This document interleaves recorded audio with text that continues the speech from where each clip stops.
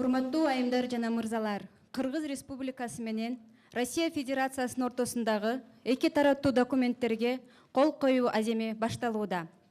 Кыргыз Республикасынын президенти Алмазбек Шаршенович Атамбаев жана Россия Федерациясынын президенти Владимир Владимирович Путиндин биргелешкен билдирүүсү кабыл алынды.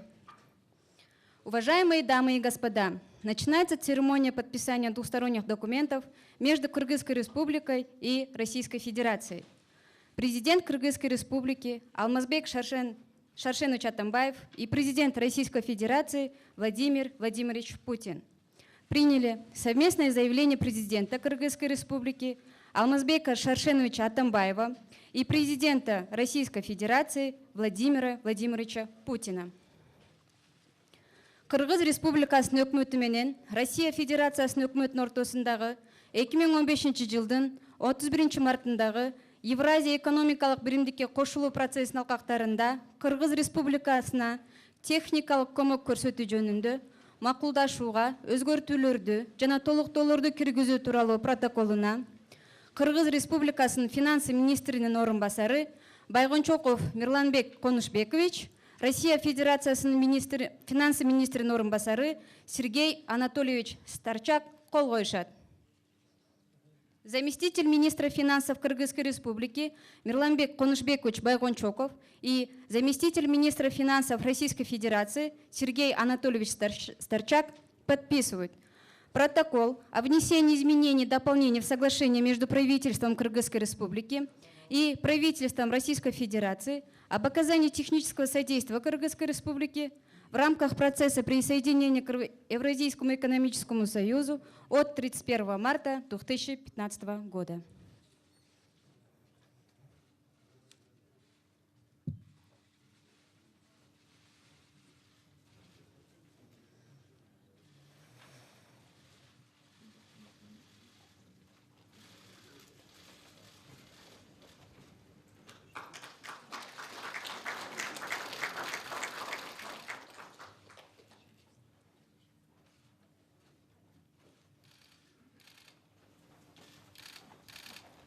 Кыргыз Республикасынын саламаттыкты сактоо министрлигинин жана Россия Федерациясынын керектөөчүлөрдүн укуктарын жана адамдардын бакубаттуулугун коргоо алкагында көзөмөл боюнча федералдык кызматтын ортосундагы жугуштуу оорулар менен күрөшүү алкагындагы кызматташуу жөнүндө меморандумуна Кыргыз Республикасынын саламаттыкты сактоо министри Батыралиев Талантбек Абдулаевич, Россия Федерациясынын керектөөчүлөрдүн укуктарын жана адамдардын бакубаттуулугун коргоо алкагындагы көзөмөл боюнча федералдык кызматтынын жетекчиси Россия Федерациясынын мамлекеттин башкы санитардык врачы Анна Юрьевна Попова кол коюшат.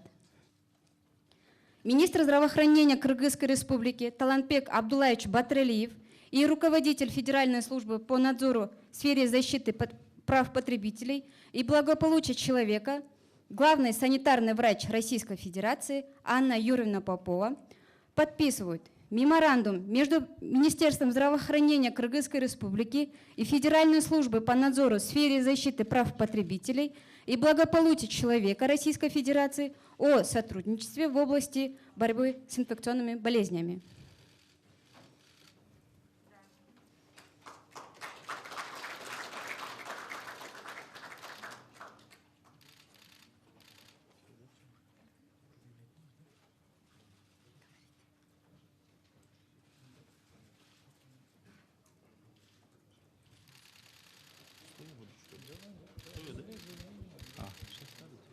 Уважаемые журналисты, тогда начинаем совместную пресс-конференцию. Акипресс, Аслан, пожалуйста, первый вопрос. Заявление, да? Можно мы по паре слов скажем потом?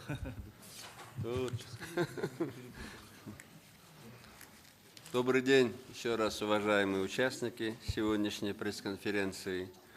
Только что завершились кыргызско-российские переговоры в рамках официального визита в Кыргызскую республику президента Российской Федерации.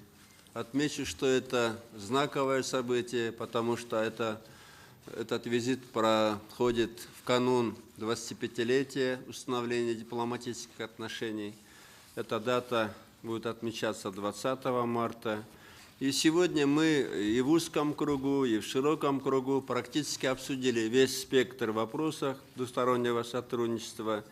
И я не буду детально на вопросах останавливаться, скажу только, что мы, я бы сказал, практически по всем вопросам пришли к полному взаимопониманию. И при этом мы обсуждали и экономику, и вопросы безопасности, и военно-техническое сотрудничество, и, конечно же, интеграционные процессы в Евразийском экономическом союзе. Мы обменялись мнениями и по другим вопросам, в том числе международным. И здесь я хочу сказать, что в международных вопросах наши страны занимают в основном или совпадающие, или очень близкие позиции. И, естественно, мы рассмотрели и ход реализации достигнутых договоренностей, потому что у нас скоро ожидается в начале марта приезд премьер-министра, председателя правительства России. И мы здесь наметили тоже, чтобы председателям правительств, всем руководителям кабинетов министров Евразес было легче двигаться дальше. Я скажу так, что я и вся киргизская делегация, мы довольны результатами переговоров. И мы благодарны за это российской делегации и, конечно же, уважаемому Владимиру Владимировичу Путину. По итогам переговоров принято, конечно же, совместное заявление, но и будет, я надеюсь, у нас в будущем, во время уже моего визита в Россию, подписаны и ряд других очень хороших вещей. В заключение, уважаемый Владимир, я хочу еще раз поблагодарить вас за визит, за вашу поддержку нашей страны и предоставить вам слово. Спасибо большое, уважаемый Алмаз Шишенович, дамы и господа, друзья. Переговоры с президентом Киргизии по традиции прошли в деловой и конструктивной обстановке. Мы детально обсудили весь комплекс взаимодействия, сотрудничества, наметили конкретные планы по развитию нашего взаимодействия на будущее. Хочу сразу же отметить и подчеркнуть, Киргизия является стратегическим партнером России. Нас объединяют проверенные временем дружественные и подлинно союзнические связи. В марте этого года, как уже президент сказал, мы отмечаем 25-летие установления дипломатических отношений. Наши страны стремятся к углублению многопланового и взаимовыгодного экономического сотрудничества. Мы настроены совместно преодолевать трудности текущего дня, спад в торговле, разработать конкретный набор мер для решения этой задачи. Условились более полно использовать преимущества, которые дает членство Киргизии в Евразийском экономическом союзе. Кстати, Киргизия в этом году председательствует Евразес, а в ближайшее время в Бишкеке должно пройти заседание Высшего Евразийского совета. Отмена таможенных, санитарных и фитосанитарных барьеров должна способствовать, да и уже способствует, формированию тесных интеграционных связей как в торговле, так и в промышленности, в сельском хозяйстве. Я хотел бы в этой связи отметить, что достаточно эффективно используя эти преимущества, в том числе используя эти преимущества, Киргизия добилась в ушедшем году очень хороших результатов на фоне всех экономических сложностей. Рост ВВП более чем 3% и рост промышленного производства более 4%. Россия активно помогает при этом Киргизии в процессе адаптации к требованиям Евразийского союза. Киргизской стороне предоставлена помощь на сумму в $200 миллионов, в том числе для модернизации объектов таможенной инфраструктуры и обустройства пограничных пунктов. Действует двухсторонний фонд развития. Мы сейчас вот только что обменивались с Алмазом Шишеновичем впечатлениями о том, как он работает, этот фонд. Это, в принципе, уникальный инструмент. Он создан в 2014 году с капиталом в размере $500 миллионов. В настоящее время с финансовым участием фонда в Киргизии уже реализуются проекты на сумму свыше $200 миллионов. Россия оказывает Киргизии содействие в целях стабилизации бюджета. Общая сумма соответствующих грантов составила к сегодняшнему дню $225 миллионов. Проводим постепенное списание государственного долга Киргизии. Это уменьшает нагрузку на финансовую систему страны, расчищает баланс, освобождает средства на важнейшие, в том числе социальные программы развития республики. Поддержка киргизским партнерам предоставляется и за счет беспошлинного экспорта из России нефтепродуктов. В 2016 году в Киргизии по этим схемам поставлено свыше 1 миллиона тонн нефтепродуктов. Российская компания «Газпром» ведет масштабную работу по реализации генерального плана газоснабжения и газификации Киргизии до 2030 года. Совокупный объем инвестиций в республиканскую газотранспортную распределительную сеть составит 100 миллиардов рублей. В результате уровень газификации Киргизии составит с нынешних 22% будет составлять 60%. Значительный вклад в экономическое развитие Киргизии вносят денежные переводы киргизских граждан, работающих в России. После вступления Киргизии в Евразес объемы таких трансфертов выросли на 18,5%. За январь-сентябрь 2016 года они составили 1,3 миллиарда долларов США. Это почти 30% ВВП страны. Но это только то, что мы знаем по банковским и почтовым переводам. На самом деле это, конечно, больше. Киргизские граждане имеют теперь одинаковые с гражданами других государств-членов Союза права при устройстве на работу в России. Особое значение для нашего сотрудничества имеют контакты между людьми, культурные, научные, образовательные обмены. В 2016 году в Киргизии с успехом прошли Дни культуры России, неделя русско-российского кино. Киргизская сторона выразила готовность провести в этом году в России ответные Дни культуры Киргизии. В российских вузах учатся свыше 16 тысяч киргизских граждан, в том числе 5 тысяч за счет российского бюджета. В текущем году у нас на безвозмездной основе начали обучение еще 420 киргизских студентов. В свою очередь в Киргизии большое внимание уделяется изучению русского языка, за что мы особо благодарны президенту Киргизии и всем нашим киргизским партнерам и друзьям. Растет число школ с преподаванием на русском языке. Это 200 школ с обучением на русском языке, 414 на русском и киргизском языках. В сентябре 2016 года в Бишкеке при поддержке Российского фонда мира и при поддержке, конечно, наших киргизских друзей, прежде всего президента, открыта новая школа имени Антона Павловича Чехова. В ходе переговоров констатировали совпадение позиций наших стран по многим актуальным вопросам региональной и глобальной повестки дня.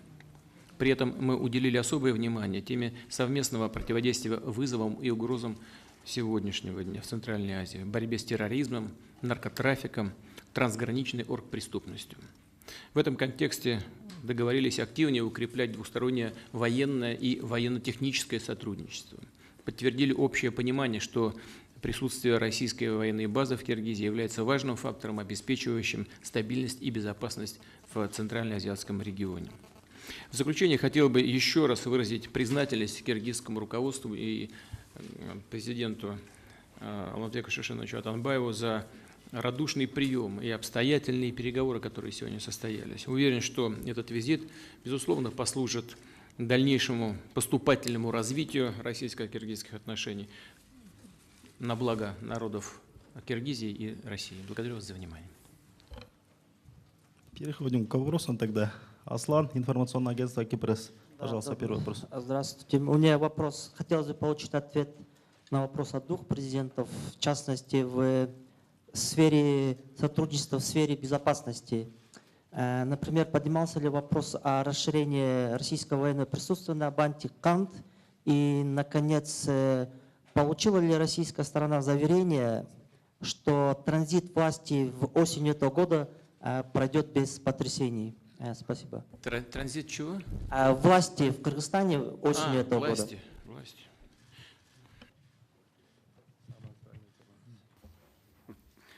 Ну, вопрос о расширении российской базы мы даже не рассматривали. Мы рассматривали вопрос об укреплении киргизской армии, вооруженных сил Кыргызстана и об активизации поставок вооружения, оборудования.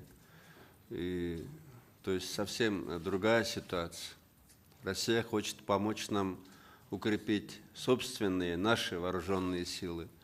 По транзиту власти Владимир Владимирович меня даже и не спрашивал. Я хотел бы уже от себя сказать, что если кто-то надеется сделать революцию в Кыргызстане, я хочу напомнить, что лидером обоих прошедших революций, сегодня могу сказать, был Атамбаев. И в 2005 году колонна, которая взяла Белый дом, пришлось на долю Атамбаева. И в 2010 году, если вы сейчас вспомните, где собирались возмущенные граждане Кыргызстана? Возле офиса Атамбаева. Медиафорум – это офис Атамбаева. Поэтому, если будет третья революция, я не буду ее делать. Поэтому я вам так скажу. Революциям в Кыргызстане поставлена точка. Потому что нам нельзя, как вот раньше песню пели, и меня Владимир всегда подкалывал, как в той песне: есть у революции начало, нет у революции конца. Уже надо работать. Кыргызстан отныне должен быть нормальной, развивающейся страной, и последние показатели показывают, что мы правильно идем. Те, кто хочет власти, не надо делать революции или лезть на Белый дом через забор. Пожалуйста, участвуйте в выборах и в парламент, и в президентских. Поэтому такие вопросы мы не обсуждали, Владимир Владимирович. Мы обсуждали вопросы экономики и развития двусторонних отношений. Значит, что касается военного присутствия России в Киргизстане, я напомню, может быть, и проинформирую тех, кто этого не знает, как возникла наша база в Канте. Она возникла по просьбе кыргызстанского руководства в 1999-2000 годах. Тогда, когда Киргизия столкнулась с атакой международных террористов, которые перешли границу из Афганистана. И тогда меня лично, действующее руководство Киргизии, попросило срочно разместить военный контингент, прежде всего авиацию, для того, чтобы была возможность эффективно бороться с террористической угрозой. Как вы помните, там были и трагические события, люди погибли, и авиация соседних стран там работала, но тогдашнее киргизское руководство пришло к выводу, что если это будет постоянно действующий контингент, который знает обстановку в республике, проводит соответствующие учения, и если уж возникнет необходимость применения вооруженных сил и авиации, чтобы действовали высокопрофессионально, точно и по согласованию с киргизской стороной. Вот откуда возникла база. Если когда-то Кыргызстан скажет, что мы укрепили настолько свои вооруженные силы, что такая база не нужна, мы в этот же день уйдем. Нам нет никакой необходимости здесь размещать контингент воинский. Он связан только с одним – с обеспечением безопасности самой Киргизии. Ну а после того, как мы начали расширять свои отношения в рамках ОДКБ, то это само собой, разумеется, сейчас президент об этом сказал, мы будем заниматься тем, чтобы и дальше укреплять вооруженные силы самого Кыргызстана. Вот мы сегодня об этом говорили, собственно, не первый раз. В рамках экспертной работы на уровне ОДКБ будем спокойно, ритмично этим заниматься. Вопрос о расширении воинского контингента мы не обсуждали пока. Если Кыргызстан сочтет необходимым это сделать, тогда и обсудим. Но имейте в виду, что для нас это тоже дополнительные расходы. Но будем в рамках ОДКБ и на двусторонней основе будем это обсуждать, если такая потребность есть. Вот. Теперь, что касается внутриполитических процессов. Это не наше дело, мы никогда не вмешиваемся во внутриполитические процессы других стран, тем более наших союзников. Но я присоединяюсь полностью к тому, что было сказано президентом Атамбаевым. Мы исходим из того, что на всем постсоветском пространстве мы должны ценить стабильность. И исходим из того, что любая смена власти должна происходить в рамках Конституции и действующего закона. Пожалуйста, продолжаем. От российских журналистов, будьте любезны, Интерфакс. Агентство «Интерфакс». Владимир Владимирович, тема Евразес является одной из ключевых в ходе тема Евразес является одной из ключевых в ходе вашей поездки. Вот какие вы видите позитивные моменты на пути сейчас вот в этом интеграционном объединении? Обсуждались ли перспективы развития Евразес? Может быть, какие-то сложности? Ну, в том числе, например, в свете последних действий белорусского руководства. В том числе в свете последних действий белорусского руководства. Ну, я скажу последовательно, по мере того, какие вопросы вы формулировали. Я считаю, что интеграционные процессы на постсоветском пространстве абсолютно естественное дело и чрезвычайно полезное для всех. Мы много раз это обсуждали, говорили. Нам от прежних поколений досталось много из того, что представляет абсолютную ценность и чем мы в прежние десятилетия не очень дорожили.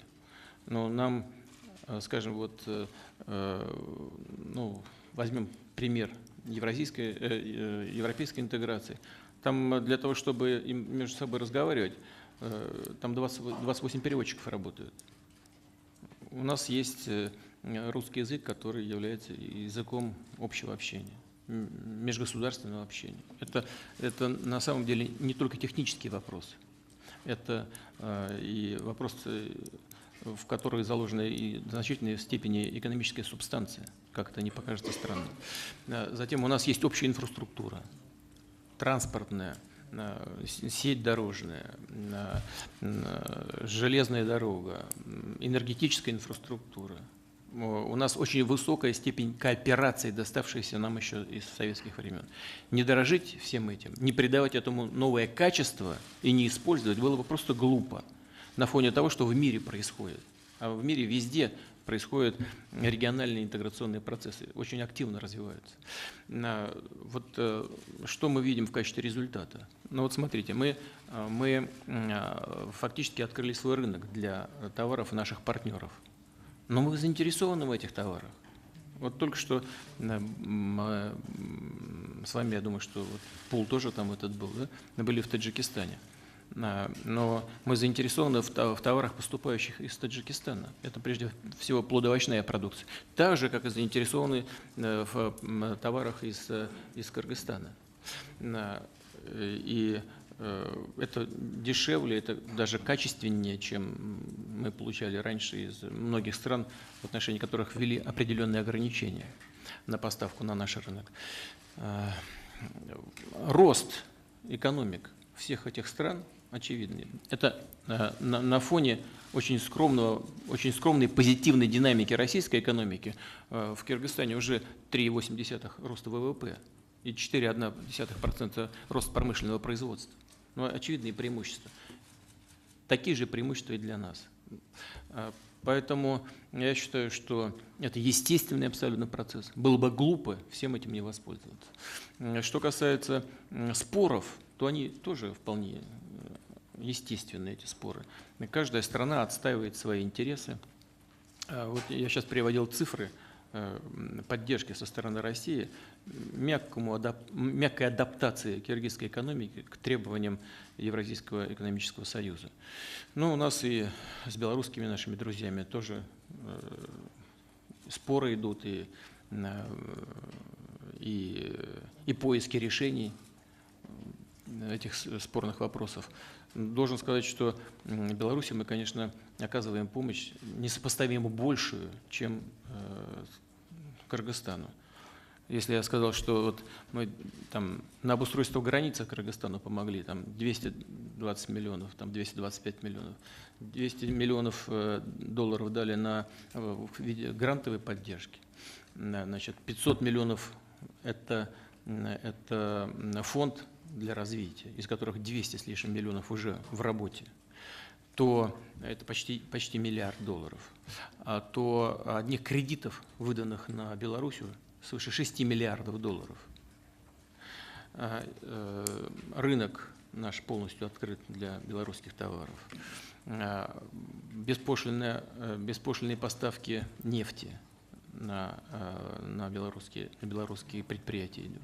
А перерабатываемые нефтепродукты поставляются Беларуси за границу со взиманием пошлины и зачислением этой пошлины в белорусский бюджет. Если вы посмотрите цифры, которые предоставляет МВФ, то вы увидите очень впечатляющие цифры скрытой и прямой поддержки белорусской экономики. Но мы об этом не жалеем, потому что, что называется, в долгую и российская экономика получает и получит от этого выгоды, от совместной работы, потому что это усиливает наш синергетический эффект и повышает нашу общую конкурентоспособность. Поэтому это для нас не выброшенные деньги, это все просчитанные шаги в расчете на будущий результат. Ну а споры всегда есть. Я уверен, что мы найдем выход из любых, даже, казалось бы, очень трудных ситуаций.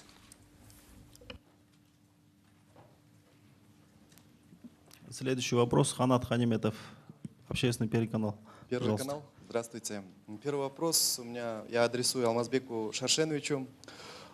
Есть силы, которые пытаются представить уголовное дело в отношении Умирбека Черкешевича как политически мотивированное. Что вы могли бы на это ответить? И действительно ли можно считать, что считать это политическим преследованием Текебаева? Об этом расскажите, пожалуйста.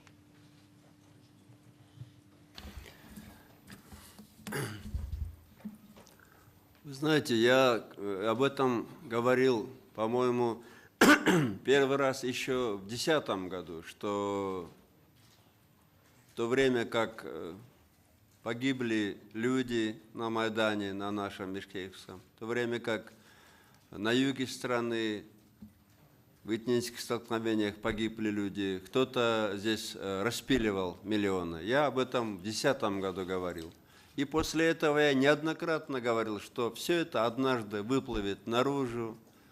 И вы знаете, я смотрел вчера вечером сайт российский, куда дал интервью этот гражданин России, который осмелился дать показания уже. У него спросили, почему вы так долго не обращались тогда. Он просто сказал, я боялся и не верил, что президент возьмется за это дело, потому что, я не буду скрывать, все думали, что и Атамбаев, как многие другие, есть в доле.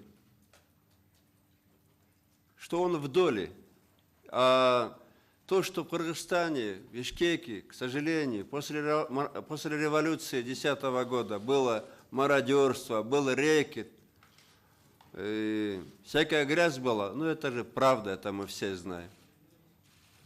Это правда. И горькая правда то, что кто-то погибал, простые люди, а те, кто через их смерть на их крови пришел к власти, они потом стали зарабатывать деньги. А то, что сейчас не только Текебаев, а уже многие деятели, скажем так, которые пришли к власти в 2010 году и руководили силовыми ведомствами, были руководителями Временного правительства, об этом кричат. Я думаю, они просто боятся, что их темные дела тоже выплывут, потому что я еще раз скажу, что вор должен сидеть в тюрьме, кто бы это ни был. Кто бы это ни был. И если ты стал в 2010 году членом Временного правительства или там кем-то из руководителей, это не должно быть индульгенцией. Вот в этом беда всех революций, что простые люди погибают, а кто-то потом на этом наживается, делает деньги большие. Поэтому я здесь никакой политики не вижу. Я вижу политику в том, что многие другие стали бояться, что и их дела выплывут наружу. Я бы сказал бы так, открыто. И тогда они тоже скажут, вот это тоже репрессии и так далее. Слушай, какая это репрессия? Это чистой воды мошенничество и коррупция, потому что, ладно бы, если бы только 2 гражданина России заявили. Во-первых, их будет больше, потому что много свидетелей было.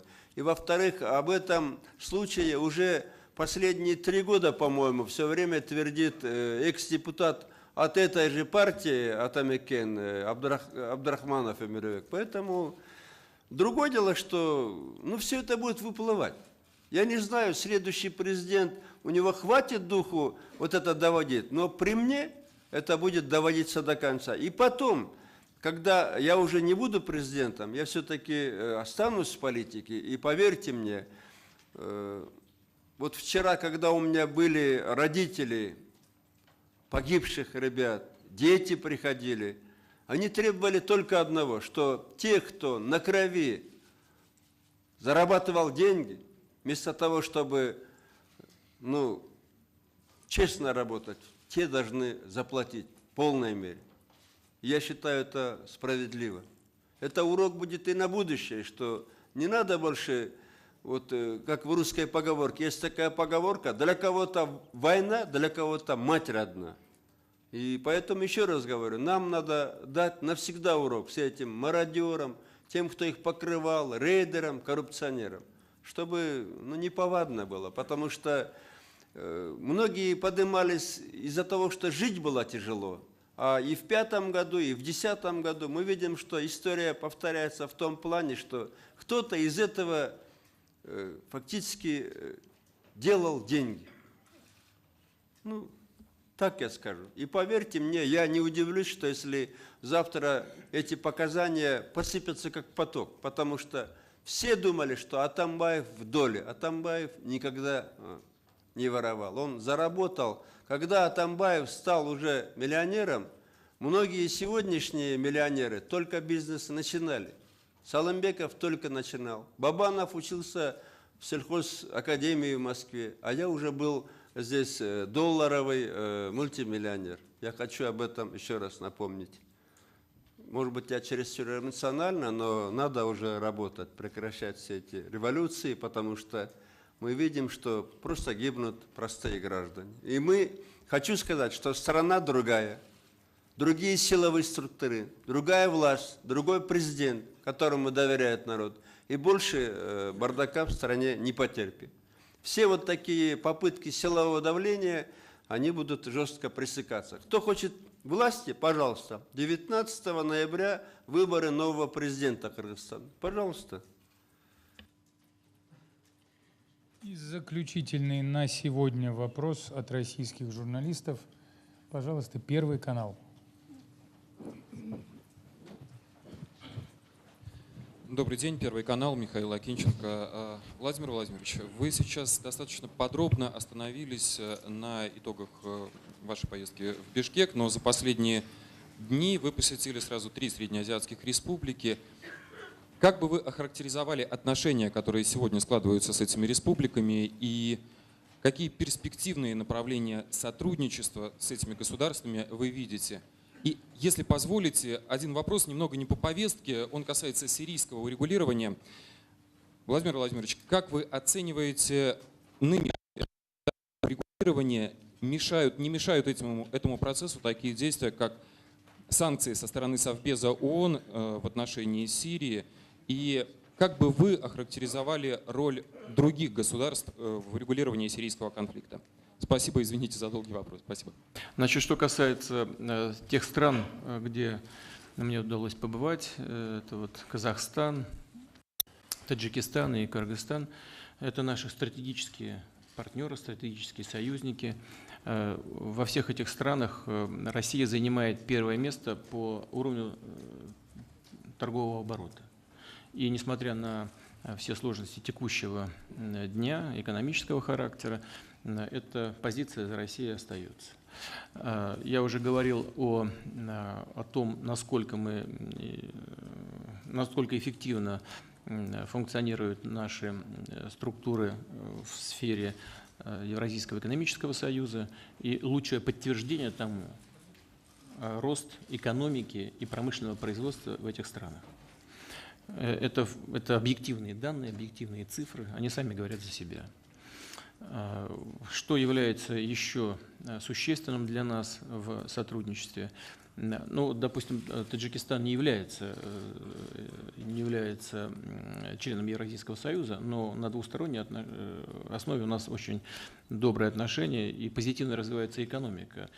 Есть вещи, которые мы должны регулировать в двустороннем порядке, ну, например, создание логистических центров в Таджикистане, о чем мы договорились сейчас, будучи в этой республике, для поставок ускоренной и максимально дешевой продукции на наш рынок, вот особенно в преддверии наступающего сезона. Мы договорились о создании там логистических центров и о продолжении практики льготирования таможенного тарифа, железнодорожного тарифа. В общем, мы по всем направлениям достаточно активно работаем. Но не менее важной составляющей является и обеспечение безопасности, борьбы с преступностью и терроризмом. Особенно это важно в этом регионе, с учетом того, что в соседнем Афганистане проходят очень сложные и, если не сказать, тяжелые процессы, вызывающие у нас общую тревогу. Но все эти государства являются членами Организации коллективной безопасности ОДКБ.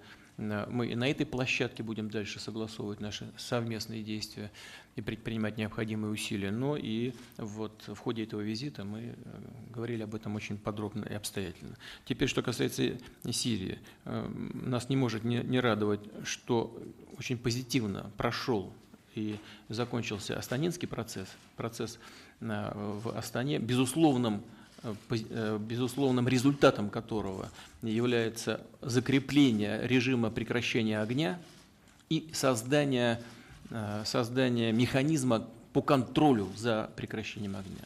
Без этого невозможно было бы продолжить и Женевские переговоры. Но там все идет не так гладко, как бы хотелось, но Астана всегда у нас как бы есть, что называется, в запасе, это площадка. Мы очень благодарны руководству Казахстана за то, что президент включился и лично принимал участие даже в ходе этого переговорного процесса. Что касается санкций, то я думаю, что сейчас это совершенно неуместно в отношении сирийского руководства, потому что это не помогло бы переговорному процессу, а только мешало бы или подрывало бы доверие в ходе этого переговорного процесса. Россия никаких новых санкций в отношении Сирии поддерживать не будет.